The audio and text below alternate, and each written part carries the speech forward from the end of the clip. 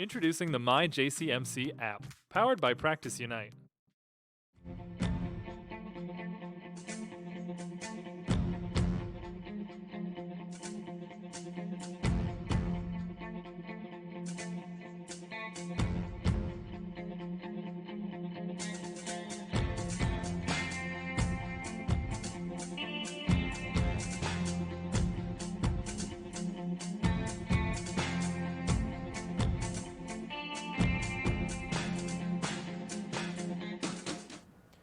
Ladies and gentlemen, here we are again, Hudson County View, live and uncut.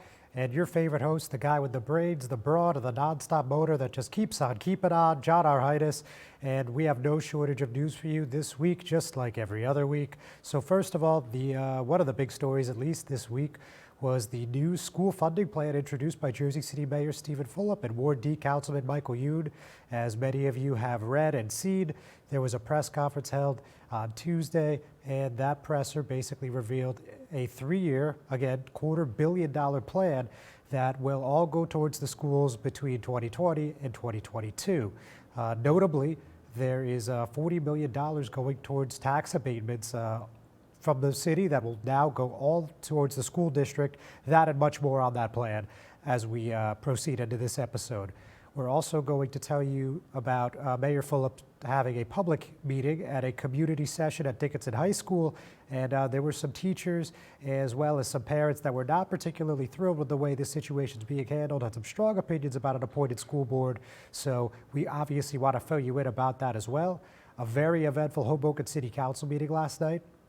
At that meeting in the Mile Square City, the governing body approved the Hoboken Rail Yards redevelopment plan, something that's been in the works since all the way back to 2008. It looked like it was going to get approved in 2014 under former Mayor Dawn Zimmer. That didn't end up happening. There was, it looked like a late push last year for that to get the okay from the council, and even after the ward council races, there's needed to be some amendments, some changes, but now it's all in the rear view, at least for step one. So we're going to give you all the details on that, as well as the fact that there's some new meter parking rates in Hoboken that were approved last night as they prepare for what looks like a big budget deficit, perhaps as high as $13 million, though that will be explained in more detail as we move on with our program. For the time being, though, we're going to take a short break. We'll be right back. Introducing the My JCMC app, powered by Practice Unite.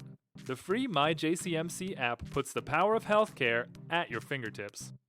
Go to the concierge for access to referrals, scheduling, and appointments, see emergency room wait times, and get directions to Jersey City Medical Center health locations. Read the latest JCMC news through their social media feed, find a doctor, and more. The My JCMC app. We belong to you. Second what? We'll probably play a clip into the commercial. For the next commercial. Introducing the My JCMC. Burns Brothers Memorials, Monuments, and Markers, 787 Tunley Avenue, Jersey City. Hudson County's only monument maker, serving all faiths and cemeteries. Design, studio, and large inventory on site. Cemetery inscriptions and custom orders welcome. Burns Brothers Memorials, Monuments, and Markers, 787 Tunley Avenue, just south of Secaucus Road. Craftsmanship that will last for all eternity. Burns Brothers, Jersey City, Albert H. Hopper, North Arlington. Visit us on the net. Hudson County View, live and uncut, John Arhitis. So as I just said a few minutes ago, we're going to be talking about that pivotal school funding plan in Jersey City. Just to reiterate, that's a 3-year plan unveiled by Mayor Fulop and Councilman Youn, $250 million. So, Mayor Fulop said at that press conference, we're moving $10 million to share from abatement revenue, and we're making cuts in regards to police recruiting, fire recruiting, overtime reductions, hiring reductions, and I think we have a pretty good grasp on how we're going to get there. On top of that, we told you how there's going to be 100% pilot or abatement sharing from the city to the school. That's $40 million. Some other important statistics there is $55 million over these 3 years for the payroll tax, $15 million from the sale of the BOE's district headquarters on Claremont Avenue, and there was even talk of a buyout plan which would free up a few $1 million. They didn't name the number of employees or when that would be offered, but I mean, it did look like that was part of the comprehensive plan, which is again a 3-year or 36-month plan. So Additionally, they talked about a number of revenues generated from the school district side, such as an operational efficiency action plan, that the city says would net $45 million over the 3 years, school tax levy adjustment to net $75 million, and an energy audit that would net an additional $2 million.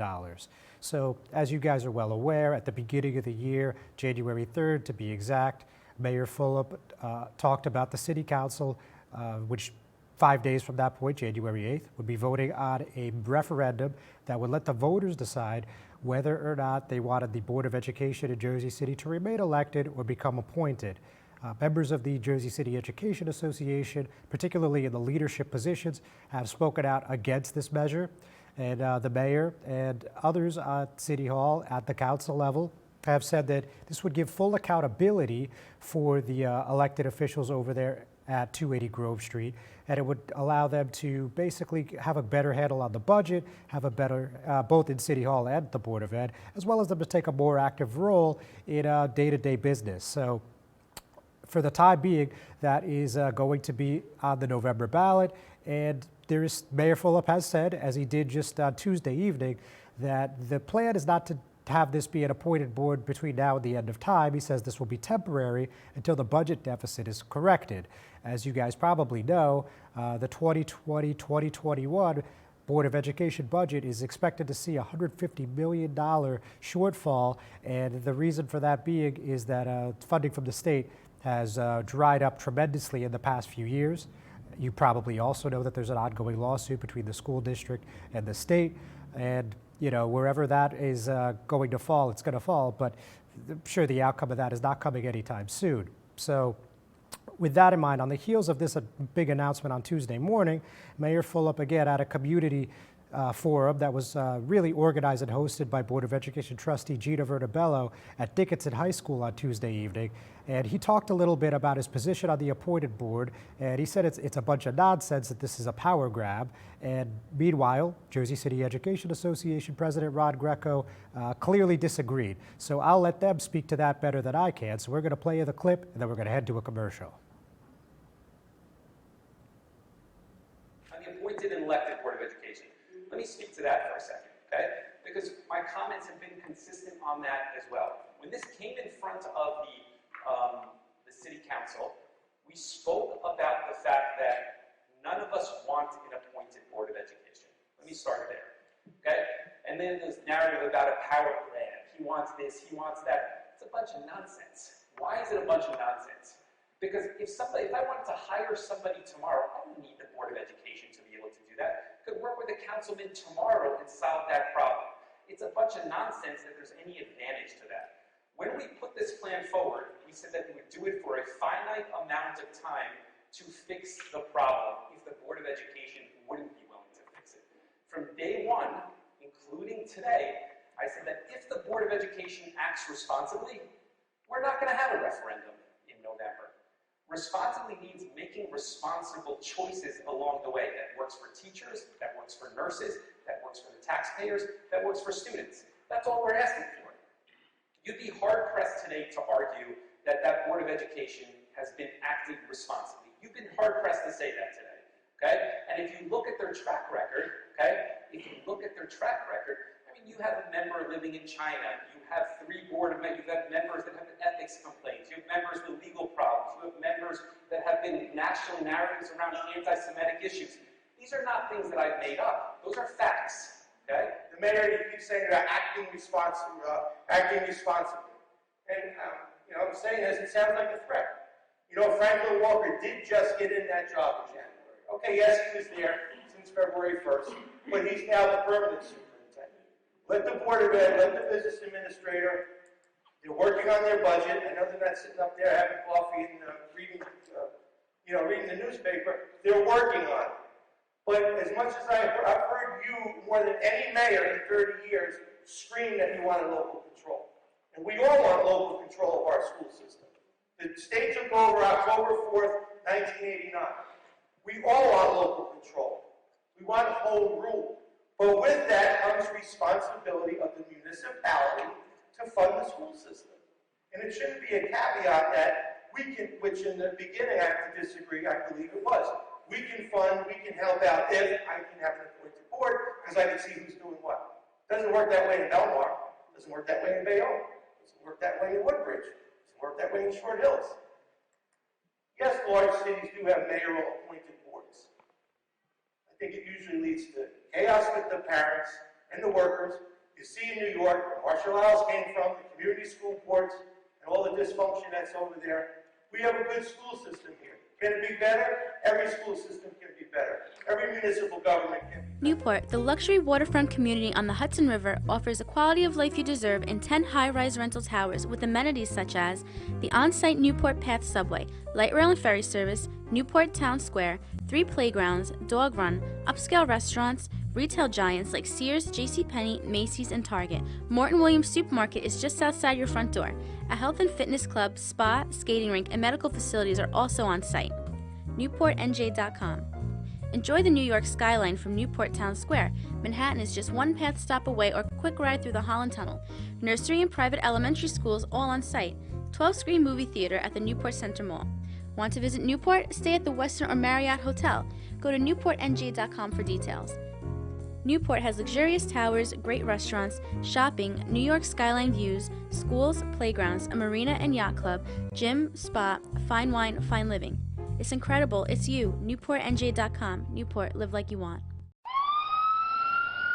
The Jersey City Medical Center. You know it for its award-winning, life-saving ambulance service.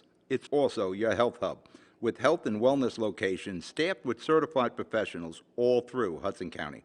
The Jersey City Medical Center, here to help you with your healthy, here when you need us the most. The Jersey City Medical Center. Visit us on the net to learn more. Jersey City Medical Center, Robert Wood Johnson, Barnabas Health Facility. Let's be healthy together. Good Friend Self-Storage in North Bergen, New Jersey is a fully climate-controlled facility equipped with state-of-the-art security, packing supplies, a Refer a Friend program, and multiple loading docks convenient for commercial use. Located just off of Route 3 at 4301 Tunnelly Avenue, Route 1 and 9. Call 201-867-2444 or visit us on the web today. Good Friend Self-Storage. Let us be your good friend. Consumer Carpets, 3408 Kennedy Boulevard in the Jersey City Heights, your one-stop store for residential and commercial floor treatments, carpeting, linoleum, tiles, laminates, hardwood floors, area rugs, remnants. All major brands, all in stock. Free estimates, same-day installation. Consumer Carpets, it's savings, selection, installation. Credit cards and debit cards accepted. Financing available. Consumer Carpets, price to fit your budget, installation to fit your schedule. On the net at consumercarpets.com. Consumer Carpets, Jersey City, 201-792-2734. Hudson County View live at Uncut. John Arhitis here, and luckily we are joined today, surprisingly, always keeping me guessing, one of our favorite freeholders from Hoboken, Anthony Stick Romano. Stick, how are you? John, thank you for the invitation. Of course, thanks for coming on relatively short notice. Very, very much appreciated. Getting through between Hoboken, Jersey City, and the Secaucus, the traffic. No, Bergen, my God, everything's closed and construction. Yeah, well, you know, that's Hudson County. Nothing new there. But anyway, Stick, so obviously I was at your campaign kickoff in December, and you were hopeful that you would get support of the Hudson County Democratic Organization. As luck would have it, things worked out this time. No repeat of 2014 for you. So certainly that must have been a relief. Well, obviously, John, I had a tough year last year in different ways, and the support of the Hudson County Democratic Organization to me was key and critical.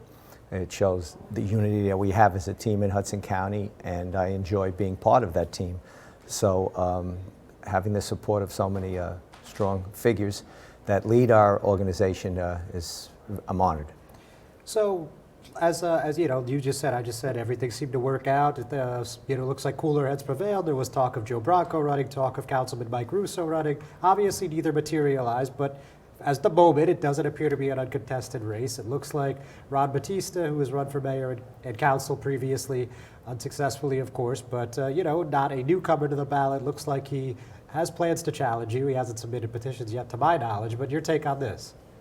Well, John, I always run as if I'm running against a strong opponent. I was taught that by always Bob Menendez, our senator, and Pablo Fonseca, who had run my previous freeholder campaign, that you always take every opponent seriously. You run hard and you run scared. and that's my intention. Very good. And I know we talked about this before, but just for those that may not recall, and just if you could update people on why you thought that you needed at least one more term to get some of important initiatives on the county level done. Well, you know, so many things are going on, so many good things are going on at the Board of Freeholders in conjunction with our great county executive, Tom DeGise, are trying to accomplish. We want a dream I've always had since becoming a freeholder was the Police and Fire Academy. And hopefully, sometime in the near future, that'll be a dream come true. We're already moving on that direction as far as the location and the, the beginning of the project, renditions and the ground, checking of the ground and all the other things that need to be done before you can do construction. Sure. And also the new criminal justice facility, the Guarini complex, which is going to be built, replace our antiquated facility at 595.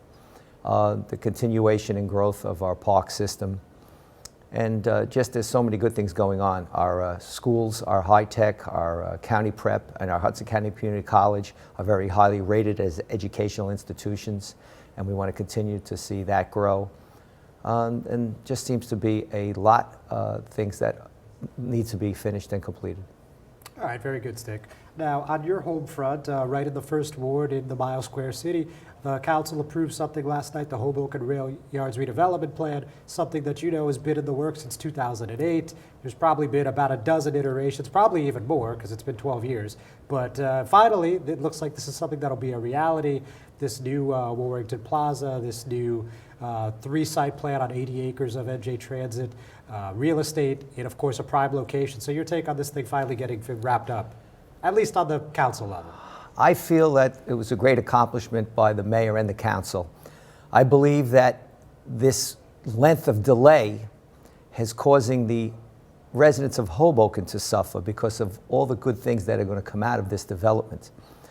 I see that along with the Hilton Hotel, when hopefully they finally break ground, and hopefully someday the Rockefeller site uptown, and the Academy site also, that these developments will be within reason, but importantly, that Hoboken needs this to happen.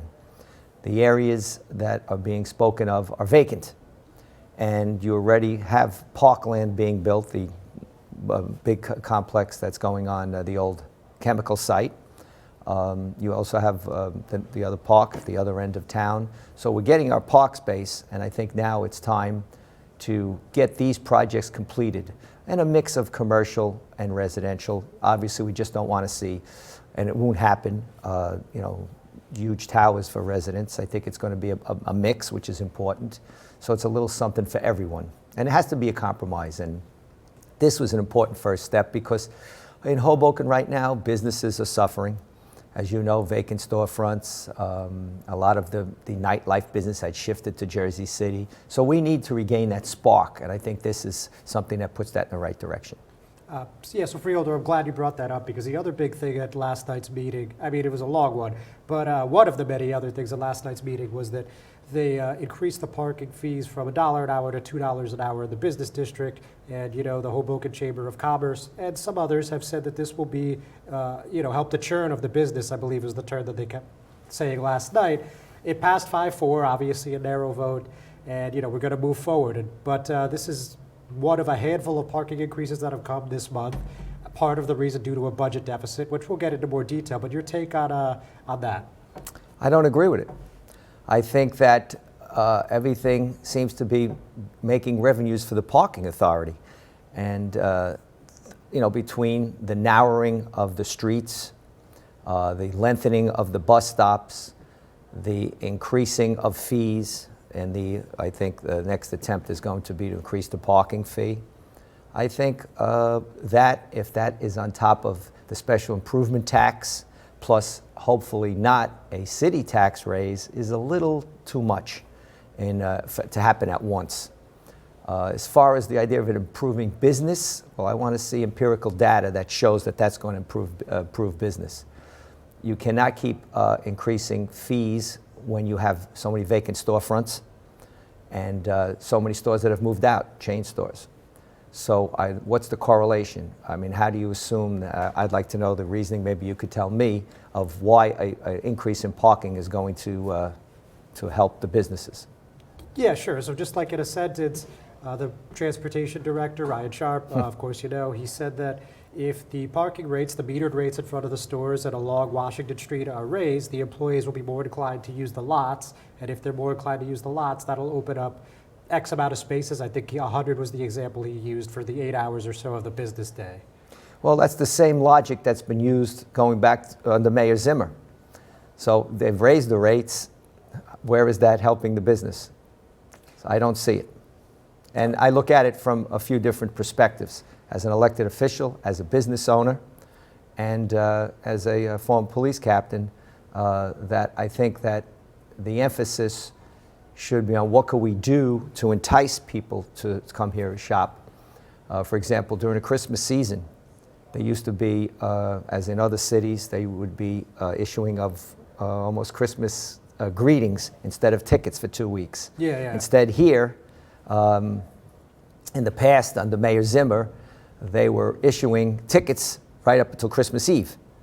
So I'd love to have discussions with Director Sharp on his initiatives. I think that, I think it has to be spoken with a group of business people, see how they feel, and hopefully that the mayor and the council will, listen to the people that it impacts on the most. Well, like I said, it was approved, but as we've seen in the past, we've seen rate increases go on the books and then get pulled back almost as quickly. So we'll see how long this one lasts. But Freeholder, the other thing, I mean, of course, one of the main reasons we're having this conversation is we've heard that this budget shortfall could be anywhere from $7.5 million to as high as $14 million. Last night, Councilwoman Fisher said with some added revenues from payment in lieu of taxes, pilot agreements, it's looking about 12.8. The administration, as far as I can tell, is staying steadfast at 7.4 to 7.5. Either way, it's a multi-million-dollar deficit, and I think it's pretty safe to say we're going to see both a tax increase and some city layoffs. So, I mean, what's your take on all of this happening, certainly heading into the spring, and then when they vote on the budget? Well, no one wants to see anyone ever lose their job under any circumstance. And hopefully the mayor and the council can find a solution where no one does lose their job, either through some maybe early retirement incentives or some union givebacks. And obviously, if anything I could be a part of to help that situation, I gladly would volunteer my time. I remember when we had in the police department the demotions and the threat of layoffs. So it's not a good feeling. You don't like to see that. I don't know the budget well enough to say, well, how did it get to that point where you're in that much of a situation? But this is another reason why you need the projects like the rail yard and the hotel to start, because they'll bring in ratables. Where is that gap from? What is causing that? I mean, all of a sudden for it to happen. What did you get information that it's coming from? Well, they talked about that health insurance costs have gone sky high in the past couple of years. They have talked about contract negotiations with the 6 labor unions, and basically everything's just coming to a head at once. Well, as far as what we've changed already in the last few years, 3 different medical plans from when we had as police officers. So if we're changing again, what is the reason? You work because of the medical coverage, and you need that, obviously. And I'm saying that now from a personal standpoint, that it's important to have that medical coverage. And I'm sure that the unions will work with the mayor and the council. But does that just solve the problem? Could it just be that? I just can't believe it's just the unions and the health care. There's got to be more. I mean, for example, the park, Dawn Zimmer's park, is up to 90 million, correct? I don't know that number, but yes, it's in the multi-millions. It's high, Okay. for sure. I mean, I would rather see less of a park than more layoffs. I think it's important to, complete your park, but within reason. People, the most important resource of any organization is its personnel. True. So I think that's where my heart is. So, Stick, before you leave, just wanted to point out that certainly you and the board have gotten some flack every year that the county increases have gone up, which was quite a few years in a row, but it's decreased this year, right? For Hoboken at least? Last year it was a decrease. This year it's a decrease. And I'd like to say a lot of people don't realize a lot of the services that the county provides to Hoboken. And in fact, we're trying to even do more to help Hoboken with some of their financial difficulties now, shared services. And I'm going to be rolling up my sleeves, working with the mayor and the council to see how we can always do more for Hoboken. But, and it's unfair because a lot of people don't understand the formula. Believe it or not, the reason that the Hoboken taxes go down is because the ratables are down. So what we do so much, I mean, I could talk to you, take another segment of your show to tell you all the different things that the county does provide. Because I got to say, Tom DeGeese and the freeholders feel the pain of Hoboken. Now, Jersey City has risen. The taxes are risen too, and I represent Jersey City. And, you know, that's one of the most important things to property owners is their taxes. Absolutely. And you have to try to alleviate as best you can and hold the line.